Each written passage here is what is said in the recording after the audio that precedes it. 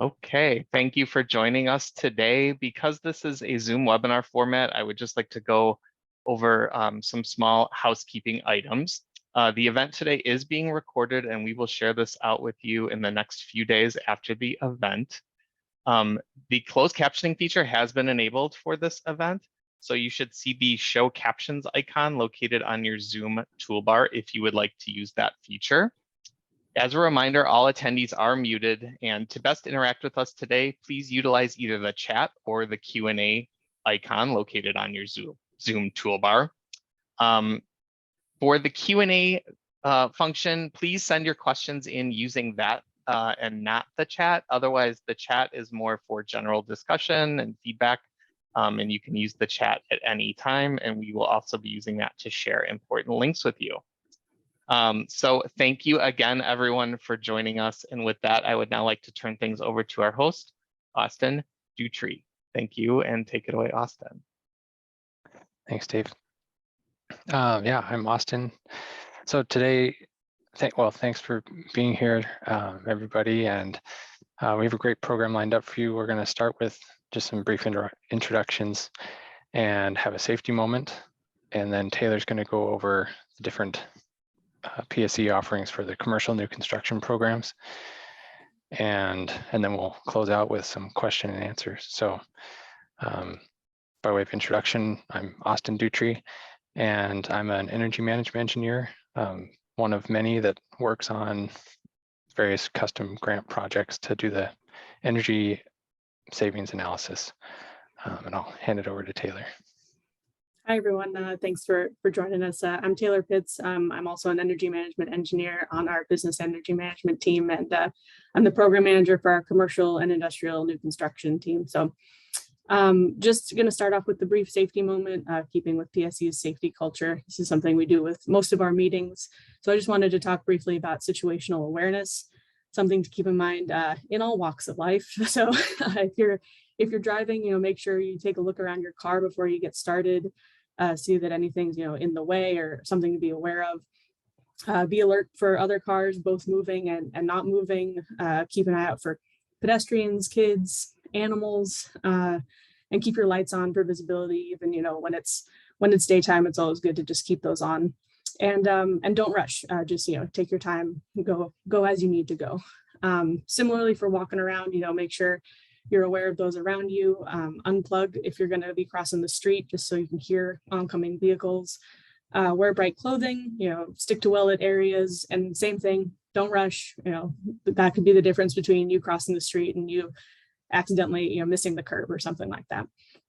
And then something for more of a job related, on a job site, make sure you're wearing your appropriate PPE. Be aware of active work, active equipment. Even if you're not actively doing that work, just know that could be lots of things going on around you. Watch your step. And then, of course, the main theme throughout all of this is just slow down, take your time, because if you rush, that's when mistakes happen. So we can go on to the next slide now. So I just wanted to start off with a quick poll just to see who's out there today. So if you could just answer quickly if you have participated in our commercial new construction program before, and I'll give some time here to have everybody answer.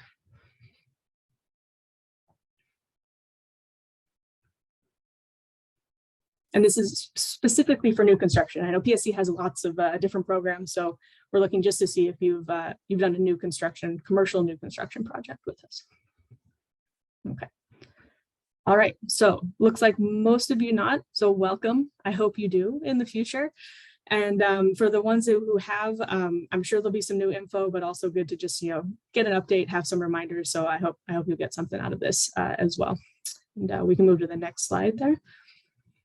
All right, so like Austin mentioned, the main bulk of this agenda is just going to be me going over our different incentive options. We kind of have three main tracks, you could say.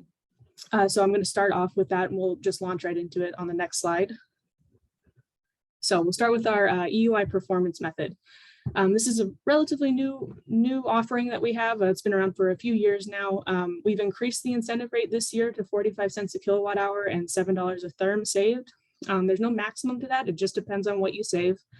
And the basic methodology for this option is that we take a baseline that's been determined by the Department of Commerce. So they have set target EUIs for different building types for new construction buildings. So we take that, the square footage of that building, the fuel type, and we determine basically a baseline usage in either kilowatt hours or therms, depending on what your proposed fuel will be. And so that's how we determine our baseline. And then we'll take a look at 12 months of metered consumption after the building has been built to determine what the building is saving compared to that baseline. So in order to get going on this, we want you to at least be saving 10%. You shouldn't just be building to code. We want there to be multiple efficiency measures included in the building. So, if you just have like lighting that exceeds code, this isn't really for you. This is for capturing a lot of different efficiency measures in the building. And how we pay out this incentive is that we give a base payment at the end of construction. So we assume that you'll be saving 5% because we've gone over with you. Yes, you've installed, high efficiency equipment, and we confirmed, yep, it's in there. So we think, okay, just with the high efficiency, you'll probably get at least 5%. So we'll pay that at the end of construction.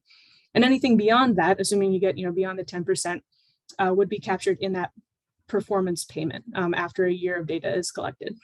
And so this allows for a lot of flexibility, right? So it encourages good design, but it also would capture any commissioning savings, any behavioral savings. So you can really work with your customers or with your tenants just to make sure that you're doing as much as possible and getting as much savings as possible without really having to do a lot of specific things for us. So we encourage you to do any and all things because it'll be captured at the meter, and that's how we'll calculate the savings.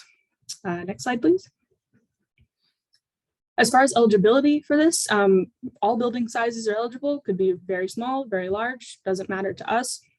The only thing is that we need it to be a building type that the Department of Commerce has listed on their EUI target list, because that's how we determine our baseline. And you don't need an energy model for this. So, if that's something that you just weren't planning on doing, or you don't have an updated one, this is a perfect option for you guys, because you don't need to submit anything like that to us.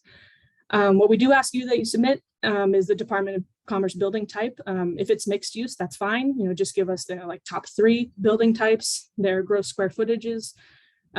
We need the PSE fuel type. So if you're going to be all electric, or if you're just a gas customer, that's okay as well. Or if you're a dual customer, that works as well.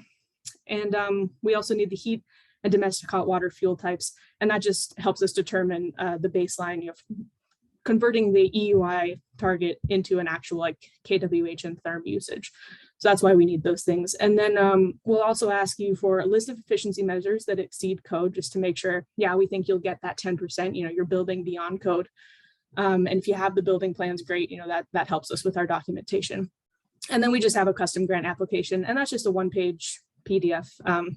It's the same for all of our programs. So that's just basic customer and project information. Could we go to the next slide, please? So I just want to give a little bit more detail on the performance period, because that's a little bit different for us. We want basically to capture 12 months of occupied usage. So we'll wait until the building is up and running, and we will weather normalize that usage. So this will be usage that's measured before renewable generation is applied, because we want to just capture the actual efficiency gains, not necessarily the renewable generation. Any other adjustment that would be made would be an account for our midstream program. So if say you have a gas domestic hot water heater, that may have received an incentive at the distributor level, and we can't double pay that savings and incentive. So we would do that adjustment on our end to see, just to make sure we aren't double counting that savings. So that would be another adjustment that we could make, along with weather normalization and making sure renewables aren't included. Like I said, we would give the customer time to complete commissioning and make sure you're at least 75% occupied. So it's not going to be like construction's done, now we're starting the performance period. We'll give you, 6 months, a good amount of time to get you up and running, and because we want the building to be performing as it should, basically. And then we'll also give the customer any sort of chance to explain any differences that occur during the performance period. So say there was a major change in schedule, or everyone had to go home for a COVID outbreak, or, you know, they stopped making a certain widget that month, something like that. So we'll, you know, it'll be a back and forth, and we can make any necessary adjustments to that performance period. So it's not just going to be like a one and done. It's a relationship, and we'll, you know, work with the customer. So that's just a brief overview of that particular program. Again, you know, if you have any questions, use the Q&A and we'll hopefully get to them at the end. We also have some more information online, but so that's a brief overview of the EUI performance method. So we'll go into another whole building method now on the next page. So this is our whole building energy model approach. This has been our standard approach for some time. Same incentive levels, 45 cents a kilowatt hour and $7 a therm saved. So no maximum. But basically the main difference here is, rather than doing a performance incentive, we are looking at energy models to determine savings. So we would need a proposed energy model that represents, you know, as close as possible the building's actual design, because that's what we're trying to look at. So if you have something that's really early in the design stage, you know, that would need to be updated if you're going to go through this route.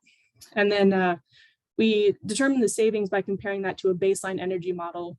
So equivalent building, but just everything meets code. And so we would have you look at your permitted code to determine what, you know, those requirements are.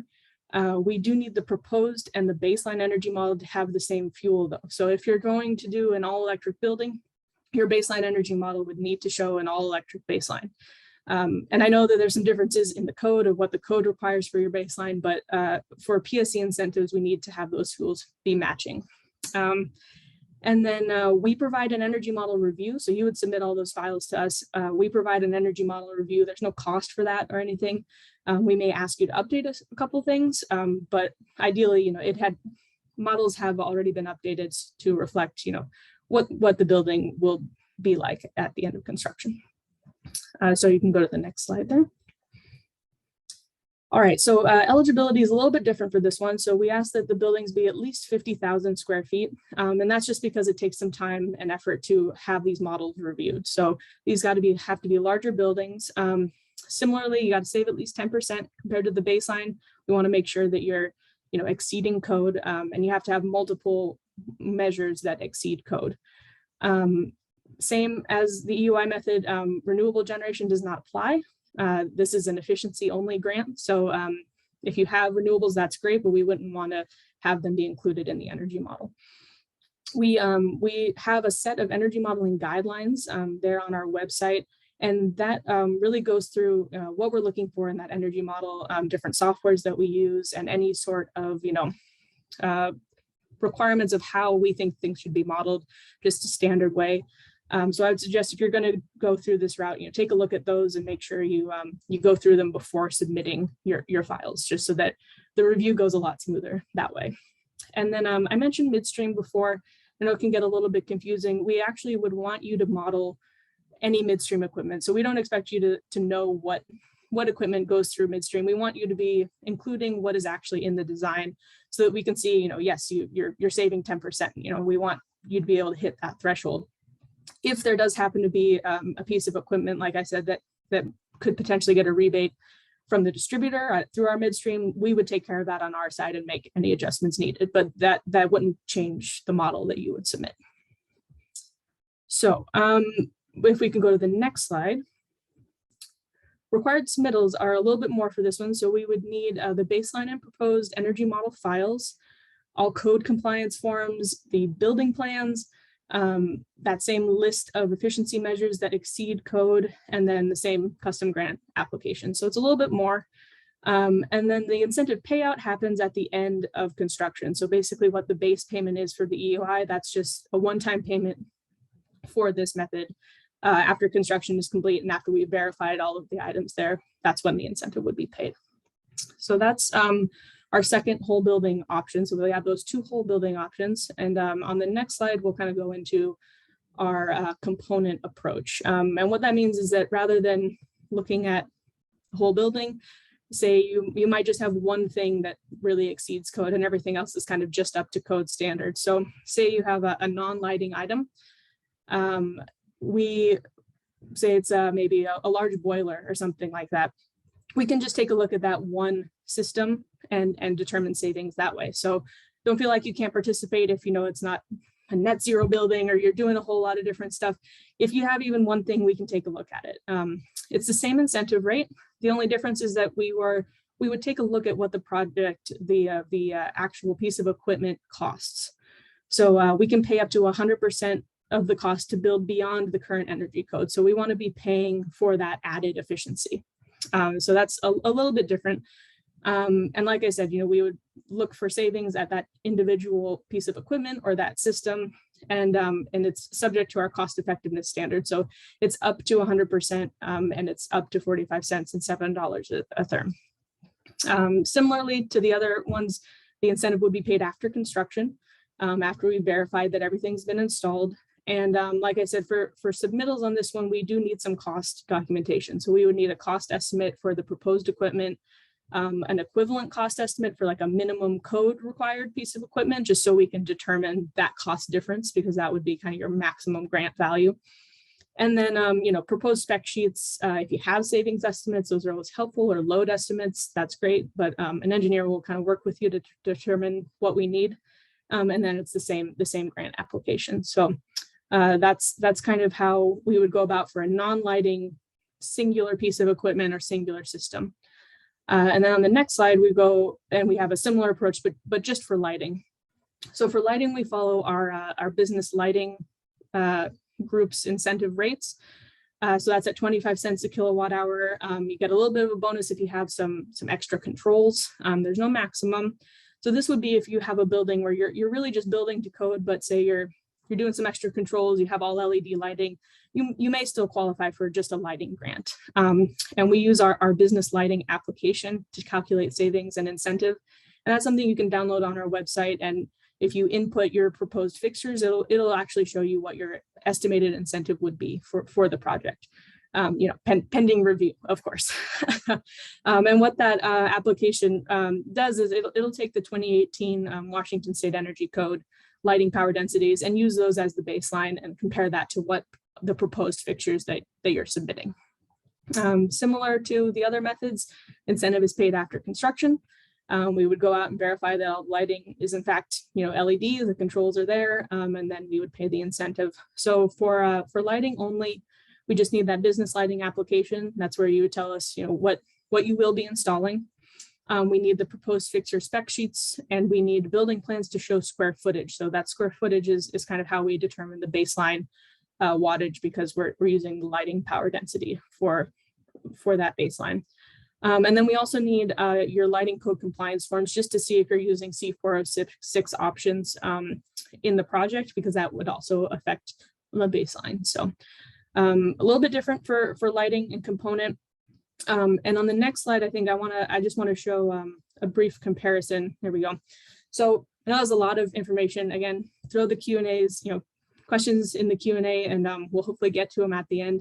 But I just wanted to briefly go over kind of a high level comparison of the three different options. So in terms of potential savings, the EUI method is quite high. Like I said, it captures good design, any commissioning savings, behavioral savings, and it's quite flexible. So you can really do a lot with that option because it's performance-based, and we'd be looking at your metered usage.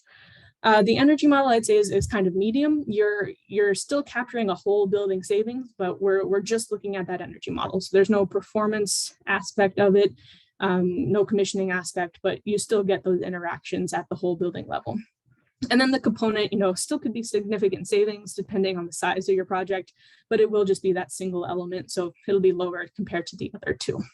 In terms of documentation, EUI is relatively easy. We just need, building type, square footage, some fuel questions, and what you plan on doing. So it's really not too much of a lift compared to where the energy model, we need a lot of documentation. We need, updated energy model files that reflect the building. We need the design documents, compliance forms. So that's a little bit more effort on that part.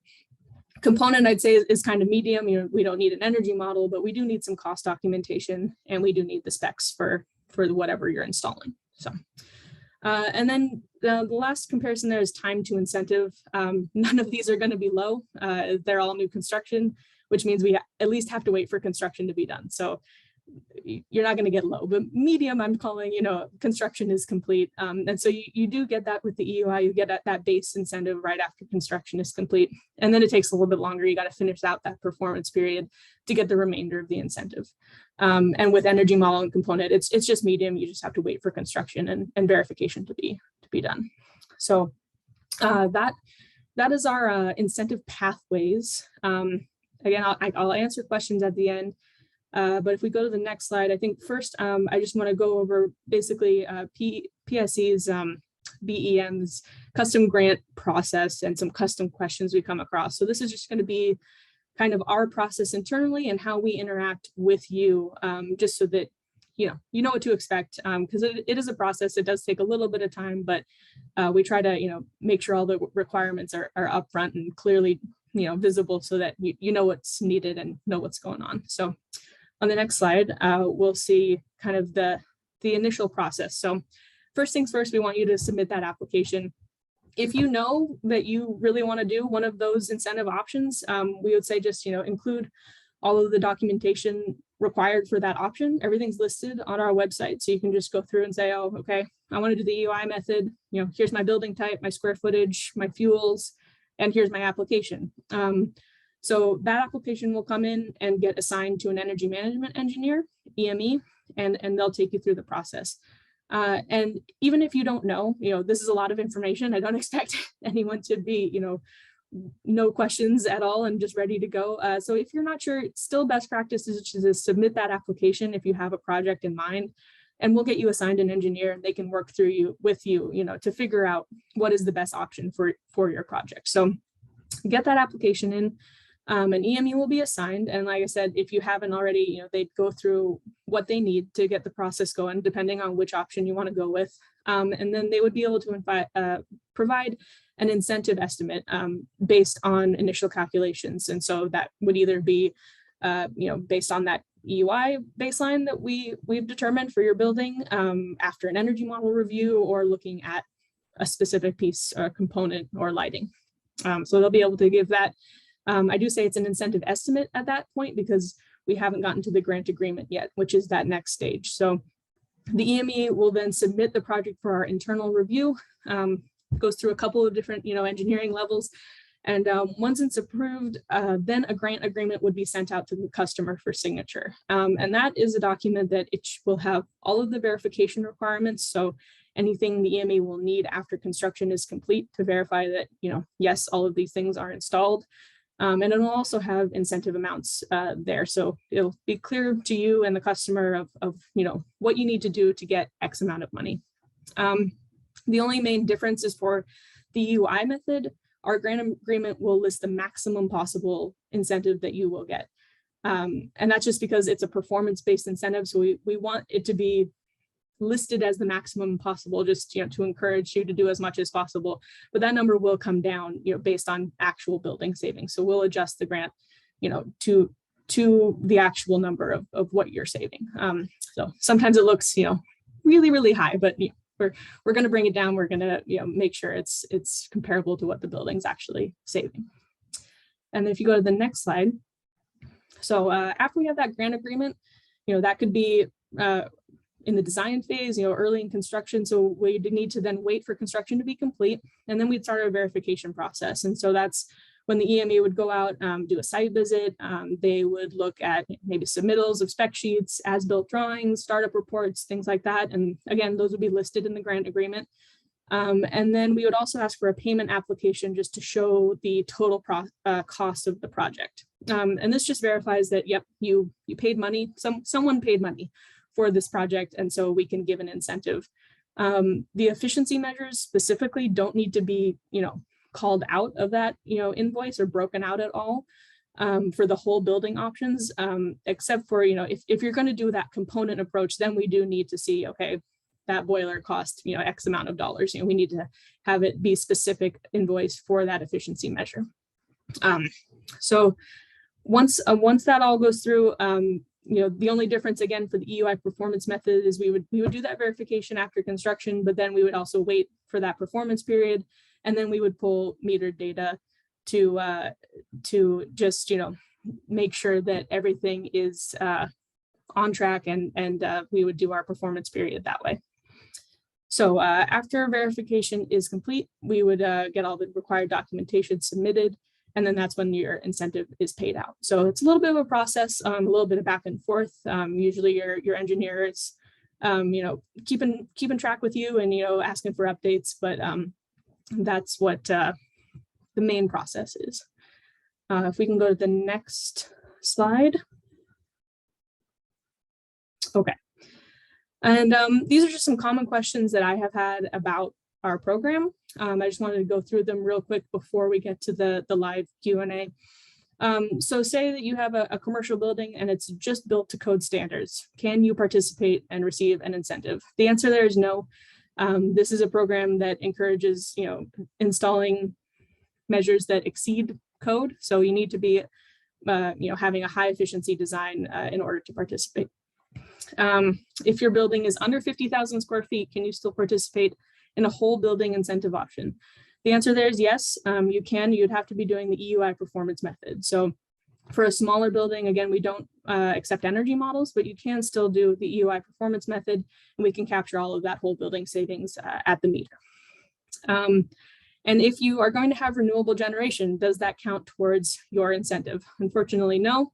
By law, PSE efficiency incentives can only be put towards gains in efficiency, not actual energy generation. So those are separate things. This is just for anything that increases efficiency. And then if you have a multifamily new construction project, can you participate in this program? The answer there is a little confusing, would actually be no. Sometimes they're considered commercial projects, but we actually have a separate multifamily new construction program, and they can help with design advice. They can do real-time energy modeling, so you can work with your customers very closely to see, if you added, I don't know, certain, hallway lighting, your incentive would go up by X amount. So you can really get granular with that program, and they're a little bit better suited to look at multifamily buildings. They can also offer higher incentive for affordable housing projects. So I would suggest if you have a multifamily or even a mixed use where it's mainly a multifamily building, to go with that program, and we'll have some links later on to show where you could go for that. So those are the common questions. I think I'm going to kick it over to Austin now to see if we have any Q&As. Yeah, thanks, Taylor. There was a question live that, since you last talked about the multifamily new construction, the question was, and maybe maybe you don't, I can't recall, but what are some restrictions maybe comparative to the NEO model that Willdan uses in multifamily new construction? Or maybe not suited for this presentation, but the differences between, what restrictions are there? Restricted differences between those two models? Okay, so yeah, so our Willdan is our partner for our multifamily new construction program, and so they have what's called NEO, and that's their energy modeling tool, essentially. So the main difference between these two programs is that for commercial projects, we're asking that you submit an energy model, and that it be reflective of the actual design, whereas NEO will be an energy model that Willdan will create, based on interactions, with you and the customer. They'll ask for design documents, things like that, but they'll provide that energy model for you. And so that really is only the main difference, other than, just because it is a multifamily project, we do want them to go to that multifamily program, just because it is a little bit better suited. They're used to doing multifamily projects because that's what they do. So it kind of provides just a standard way to model them and have them go through each project with you, and also, allows you to make changes. So we would say to interact with them early in your process, because you can go through a meeting with them and say, well, actually, I don't think we're going to be able to do, X, and they can update the model and say, okay, well, this would change your incentive this much, or maybe you can add something else, and, they can show you how that would impact your monthly energy savings or your, incentives. So those are the main two. Did I get that I hope that answers the question. Yeah, I think so. And maybe as far as restrictions, it's however,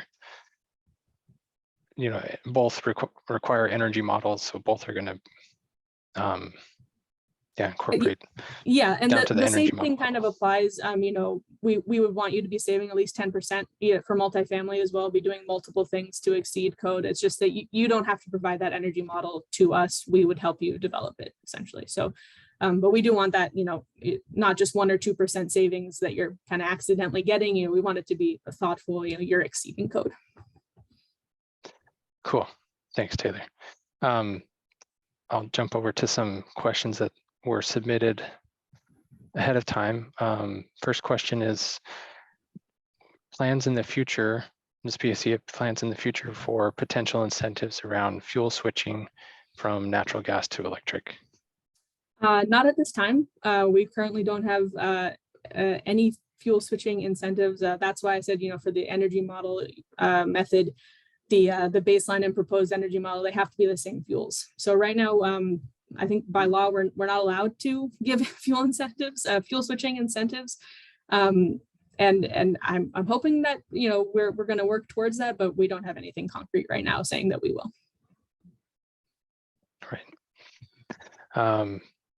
Another question, does a building seeking passive house certification or PHIUS fall under the energy modeled whole building approach? It can. In terms of passive house, it really depends on what you're doing to get that passive house certification, and if those requirements also exceed Washington State Energy Code. So we really just use code as our baseline.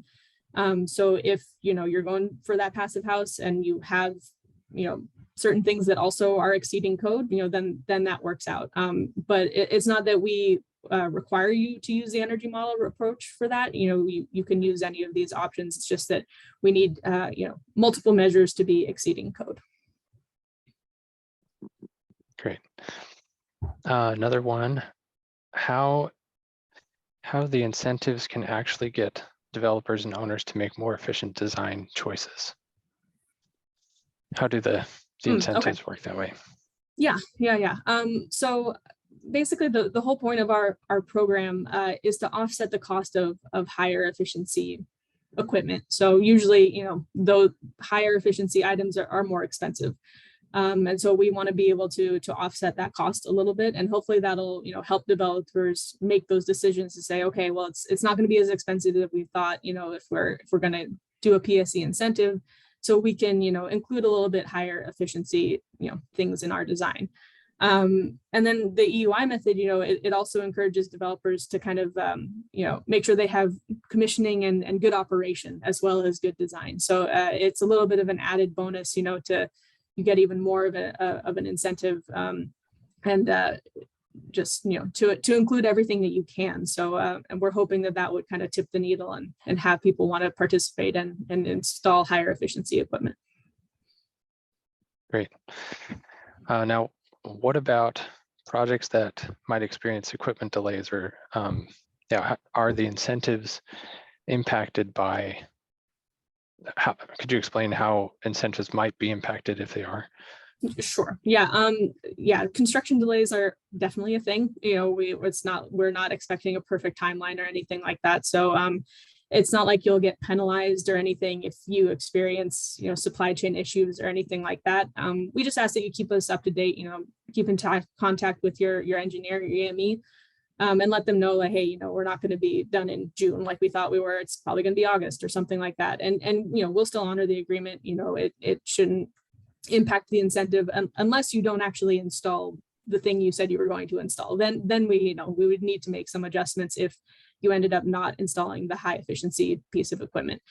The only other thing is if it's delayed like years, like the project was canceled for a bit of time, then we would say, okay, you need to reapply once the project gets started up. But that's not really an equipment delay. That would be much more of a longer delay of the whole project was canceled type of thing. Yeah. Or paused.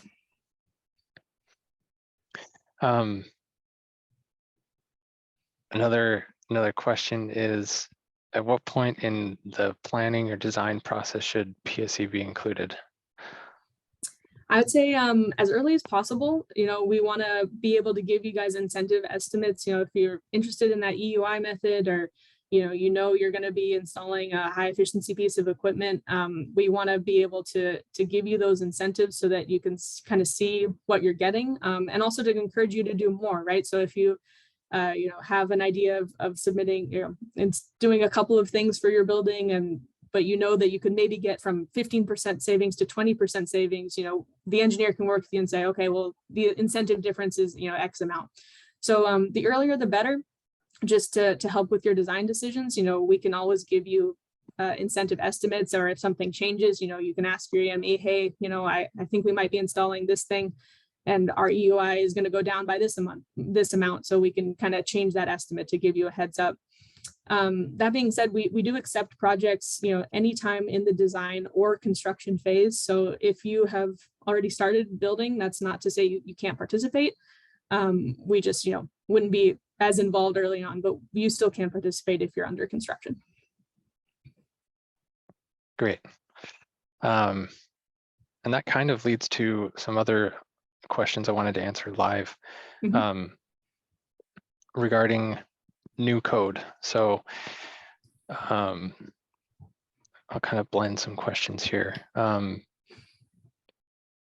Let's do this one. So will the baseline code minimum switch from the 2018 code to the 2021 code July 1st when it goes into effect?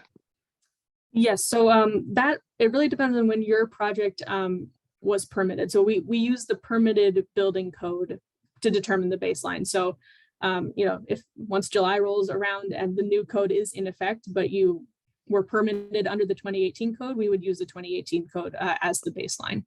And then the new code, it doesn't really impact the baselines for the EUI option, because we use the Department of Commerce baselines there. So unless if they make adjustments, I'm not sure, I don't think they're planning on it, but their EUI targets for new construction buildings is our baseline. So code wouldn't impact that.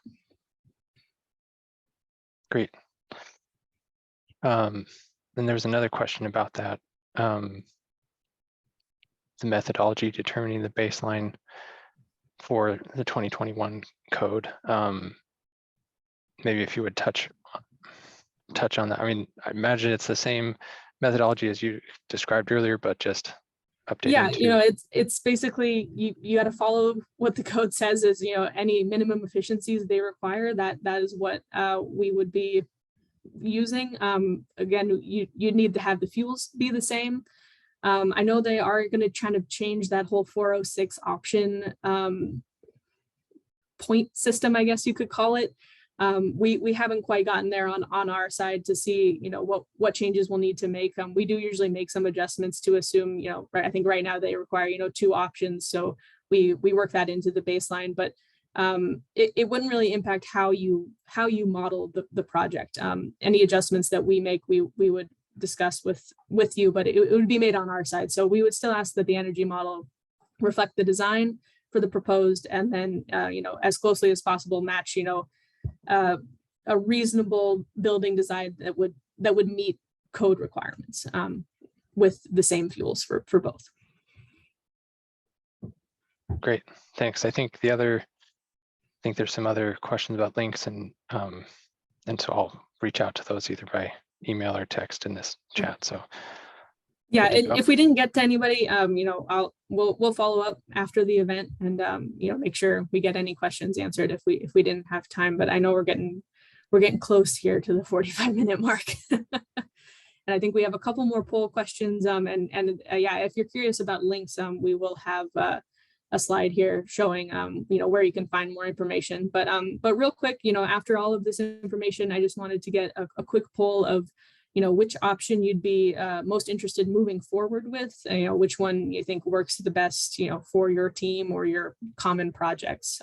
So I'll leave this up for a little bit just to see how people are feeling.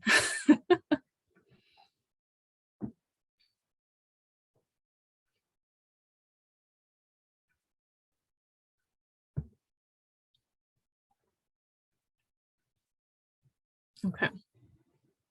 All right. So it looks like EUI is the favorite. I'm kind of happy about that. Not gonna lie, because it really was developed to try and get rid of barriers, and also make sure we're capturing as much savings as possible. So I'm kind of glad to see that people are interested in that. Yeah, hopefully we'll see lots of projects using that in the future. We can go to the next slide there, Dave. All right. Yeah. So as far as resources, I know I just spewed a lot of information at you, but psc.com/commercial construction is the page for my program. There's program guides on there that kind of explain the different methods. There's requirements for each option, and there's the application on there. So please head over there and take a look. If you have a lighting only project where, again, that's kind of the only thing you're going to be doing, we have our business lighting page, and that's where that application can be found.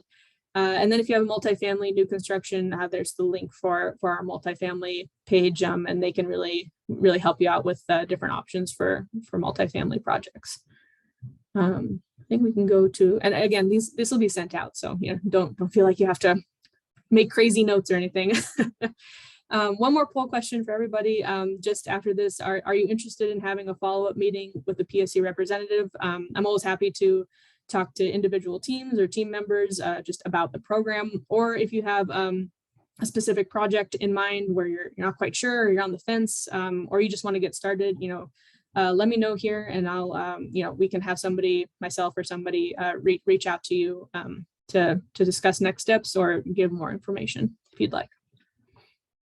Okay. I think there's just a few more slides here. I just want to say thank you for everybody attending. I really appreciate it. I'm very excited to get kind of, this program knowledge out to everybody. Please, feel free to share all that information, or if you have people on your teams who were missed out, forward them the recording, or, feel free to ask me any questions that come up, or pass along my information. There's my email there, just my name, taylor.pitts@psc.com, if you have any questions for me. I think I'll kick it back to Austin for this one. Oh, you're on mute, Austin. Thank you. Yep.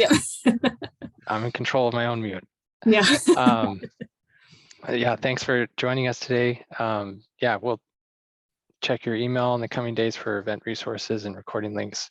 Also wanted to note that because you attended today, you're entered into win one $50 Amazon gift card.